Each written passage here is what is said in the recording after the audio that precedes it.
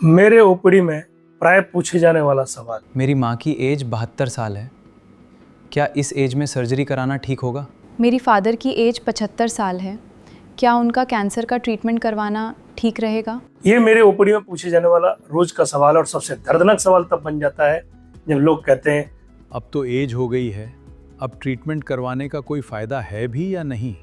तो दोस्तों 70 साल की उम्र या उससे ज्यादा की उम्र कोई इलाज करवाने में बाधा नहीं बनती, क्योंकि हर 70 साल का मरीज या 70 से ज्यादा का मरीज एक जैसा नहीं होता, इसलिए उसके लिए ट्रीटमेंट अलग हो सकता है। मेरा नाम डॉक्टर ताराचंद गुप्ता है।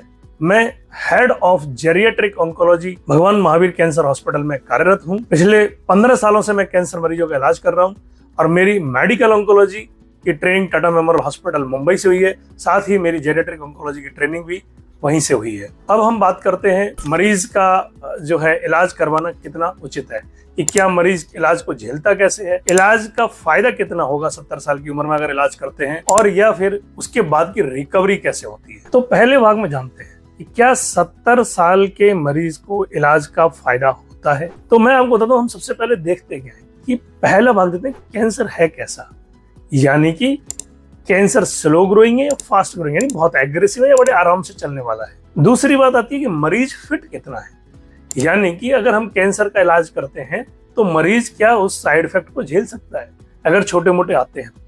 जैसे कि क्या मरीज खाना पीना ठीक से ले रहा है, मरीज अपने काम खुद से कर रहा है, मरीज टहलता है या नहीं, एक्सरसाइज करता है या नहीं करता है, और मरीज सोशली कितना एक्टिव है। तो ये वो चीजें हैं, तब जाके हम तय कर पाते हैं कि मरीज कितना फिट है।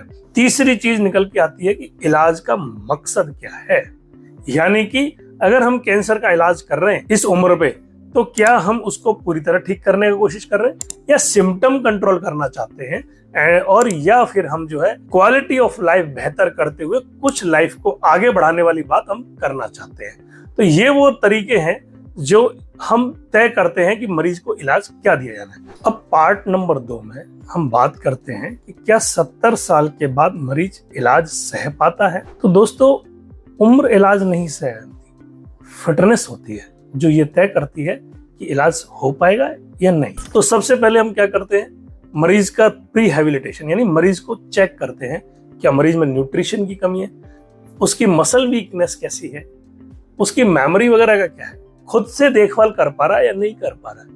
ये सारी चीजें हम उसको असेस करते हैं। दूसरे पार्ट क्या करते हैं, हर मरीज का इलाज एक जैसा नहीं होता, तो हम क्या करते हैं मरीज का कि उन सब पैरामीटर्स को देखते हुए हम ये फाइंड आउट करने का कोशिश करते हैं कि मरीज को कीमोथेरेपी जो दी जा रही है सिंगल ड्रग दे, डबल ड्रग दे या ज्यादा दे। दूसरी चीज कितनी डोज है, कम डोज दे, स्टैंडर्ड डोज, वो सब हम इस जेरियाट्रिक असेसमेंट के थ्रू प्लान करते हैं, जिससे कि मरीज को साइड इफेक्ट कम से कम हो। तीसरी चीज, पेशेंट की मॉनिटरिंग पूरी रखी जाती है, पेशेंट को इन्फेक्शन ना हो, पेशेंट को जो है अननेसेसरी का क्या बोलते हैं वीकनेस ना आए, पेशेंट का भूख वगैरह अच्छे से डाउन ना हो जाए। तो ये सारे पैरामीटर से हम तय करते हैं कि पेशेंट की रिकवरी फास्ट हो। तीसरे भाग में बात करते हैं इलाज के बाद जिंदगी कैसी रहती है। तो जब हमसे ऐसे ही एल्डरली पेशेंट्स के रिलेटिव्स हमसे बात करते हैं तो उनका पहला सवाल कि ठीक है आप जिंदगी तो बढ़ा दो, लेकिन क्या वो पहले की तरह जिंदगी जी पाएंगे। दोस्तों एक मेडिकल का एक थंब रूल बताता हूँ, अगर नुकसान कम और फायदा ज्यादा है तो ही ट्रीटमेंट तय दिया जाएगा, अगर फायदा ज्यादा नहीं है तो ट्रीटमेंट नहीं दिया जाएगा।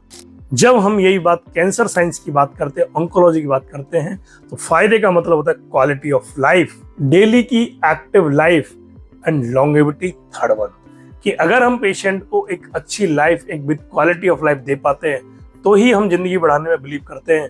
हम इस बात पे बिल्कुल बिलीव नहीं करते कि पेशेंट 100 साल 125 साल जिए लेकिन स्ट्रेचर पे जिए, क्योंकि पेशेंट की क्वालिटी ऑफ लाइफ मैटर करती है, क्योंकि जिंदगी हमेशा बड़ी होनी चाहिए, लंबी होना जरूरी नहीं है। तो हम कैसे करते हैं ये सब, हम इस इलाज में सबसे पहले सिम्टम कंट्रोल पे ध्यान दें कि भाई पेशेंट मान लो सांस की तकलीफ हो रही है, दर्द हो रहा है बहुत ज्यादा, तो हम क्या करेंगे, पहले ये सिम्टम्स कंट्रोल होने चाहिए। तो ट्रीटमेंट का पहला एम यही रहता है। अब एक जो मरीज हैं जो देख रहे हैं वो ये जानते हैं कि हमने कई बार बड़ी स्मॉल डोज में कीमोथेरेपी स्टार्ट की, बहुत फिक्स डोज में, और मरीज फिर से उठ खड़ा हुआ, अब मेरे को सांस की तकलीफ है, अब मेरे को छाती का दर्द नहीं है, और पेशेंट आराम से चलता है। तो हमने पहला काम सिम्टम कंट्रोल पे किया, क्योंकि सिम्टम्स कंट्रोल होंगे तो ही मरीज अपनी डेली लाइफ में एक्टिव हो पाएगा। दूसरी चीज, मरीज की इच्छा जानना। तो कई बार मरीज बोलता है कि यार नहीं, मेरे को तो जो है बहुत लंबी लाइफ नहीं, मैं तो अपने पोते पोतियों के साथ अच्छे से खेल सकूं और उनके साथ एक जिंदगी जी सकूं। बस हम उस बात को ध्यान रखते हैं कि क्वालिटी ऑफ लाइफ बेहतर होती है। तीसरी बात आती है पैलिएटिव केयर। पैलिएटिव केयर को कई बार लोग एंड ऑफ लाइफ केयर मान लेते हैं, यानी कि अब सब कुछ खत्म, अब केवल बस सेवा ही धर्म रह गया ना। Palliative care is beyond of and of life care. जी हाँ, इसमें एक्टिव ट्रीटमेंट, कैंसर का इलाज करते हुए हम पैलिएटिव केयर डिपार्टमेंट को साथ में रखते हैं और पेशेंट की सपोर्टिव केयर के साथ, जिससे कि पेशेंट उसमें कोऑपरेट कर पाए और पेशेंट की लाइफ को हम बेहतर कर पाते हैं। और इस तरह से हम एक समग्र भाषा में ये बोलो कि अब जो है कंप्रिहेंसिव केयर साथ में लेकर के, क्योंकि हम जेरिएट्रिक असेसमेंट कर चुके हैं और उस कंप्लीट जेरिएट्रिक असेसमेंट से, कंप्रिहेंसिव जेरिएट्रिक असेसमेंट से चीजें निकल के आई और उनको हमने मैनेज किया। पैलिएटिव केयर को साथ में लेके, न्यूट्रिशनल केयर को साथ में लेके, फिजियोथेरेपिस्ट को साथ में लेके, और हमने उस पर काम किया और पेशेंट का एक अच्छा ट्रीटमेंट हम प्लान कर पाए, जो मिनिमम साइड इफेक्ट के साथ क्वालिटी ऑफ लाइफ दे पाए, लॉन्गेविटी दे पाए और डिजीज को अच्छे से कंट्रोल कर पाए। पार्ट 4, अगर घर में 70 प्लस का मरीज है, 70 प्लस की उम्र का, तो क्या करना चाहिए? आपको 4 बातें ध्यान रखें। पहली चीज कि एज मैटर नहीं करती, केवल एज हो सकती है लेकिन उतनी मैटर नहीं करती, क्योंकि कैंसर की बायोलॉजी और कैंसर की स्टेज बहुत इंपॉर्टेंट रोल प्ले करती है और साथ में एज तो है ही। तो उनको मिलके हम तय करते हैं कि ट्रीटमेंट क्या होगा और उसी के अकॉर्डिंग ये तय किया जाता है कि क्या कीमोथेरेपी के बीच में गैप बढ़ाया जाए या डोज कम की जाए, जिससे कि पेशेंट झेल सके। दूसरी चीज आप जो कर सकते हैं कि पेशेंट की फिटनेस कितनी है, ये आपको एक ऑन्कोलॉजिस्ट ही, जो जेरिएट्रिक विभाग देखता हो, जो जेरिएट्रिक ऑन्कोलॉजी देखता हो, वो आपका फुल असेसमेंट के बाद ये तय कर सकता है कि पेशेंट फिट कितना है। तो आप खुद से ये तय ना करें।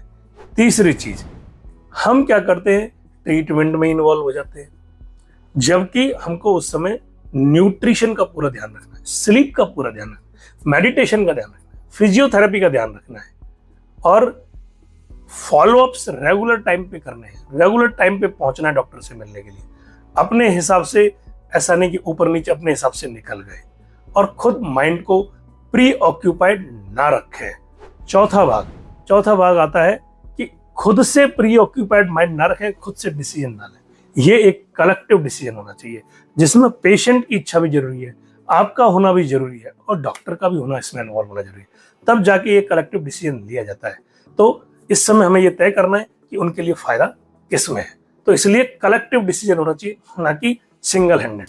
अगर आपके घर में भी किसी बुजुर्ग को कैंसर हुआ है तो सिर्फ उम्र देख करके फैसला मत लीजिए, डॉक्टर से मिलिए, परिवारजनों के साथ मिलिए, पेशेंट के साथ मिलिए, तब जानिए कि क्या ट्रीटमेंट हो सकता है और कैसे आगे बढ़ा जा सकता है। अगर आपको ये लगता है कि 60 प्लस की उम्र में कीमोथेरेपी कैसे प्लान करनी है, अगर आपको ये सब जानना है तो मैंने इस पर एक डिटेल वीडियो बनाया है, मुझे एक्सप्लेन आपको स्क्रीन पर दिख रहा होगा, इसे क्लिक कीजिए और वीडियो को डिटेल में देखिए, तब आपको समझ में आएगा कि जेरिएट्रिक ऑन्कोलॉजी किस तरह से चलती है।